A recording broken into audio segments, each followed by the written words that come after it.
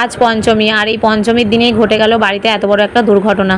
সবেমাত্র ছেলেকে নিয়ে ড্যান্স ক্লাসে পৌঁছেছিলাম, আর ওর পাপা গেছিলো অফিসে। আমার কাছে ফোন গেল যে তাড়াতাড়ি ফিরে এসো, বাড়িতে একটা দুর্ঘটনা ঘটে গেছে। বাড়িতে এসে দেখি মায়ের হাত ভেঙে পড়ে আছে মা। ওর পাপা আবার নিয়ে চলে গেল রিক্সা ডেকে ডাক্তারখানায়। এই যে ডাক্তারখানা থেকে ফিরিয়ে আনা হয়েছে, একেবারে ব্যান্ডেজ ট্যান্ডেজ করে, হাতটা ভাঙেনি, খিল থেকে খুলে গেছে। তো এরকম করে দেওয়া হয়েছে, যদি একেবারে না সারে তাহলে আবার ওটি করতে হবে ডাক্তার বলেছে।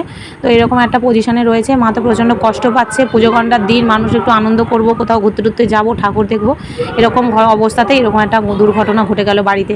মানে আর সত্যি ভালো লাগে না। তো একেবারে মানে পড়ে গেছে এত জোরে, হাঁটুতেও ব্যথা হয়েছে, হাঁটতেও অসুবিধা হচ্ছে। হাতটা তো ভেঙেইছে, ভাঙেনি, খিল থেকে খুলে গেছে। উপরন্ত পায়েও লেগেছে প্রচণ্ড, হাঁটতেও অসুবিধা হচ্ছে। তো দেখো না ব্লাউজটারও কী অবস্থা, এইভাবে কেটে তারপরে প্লাস্টারটা হয়েছে। হাতের পলা টলাগুলো একেবারে ওই মেশিন ছিল ওদের কাছে, যন্ত্র ছিল, সেগুলো দিয়ে কেটে কুটে এইভাবে বাড়ি ফিরেছে। এখন দেখা যাক।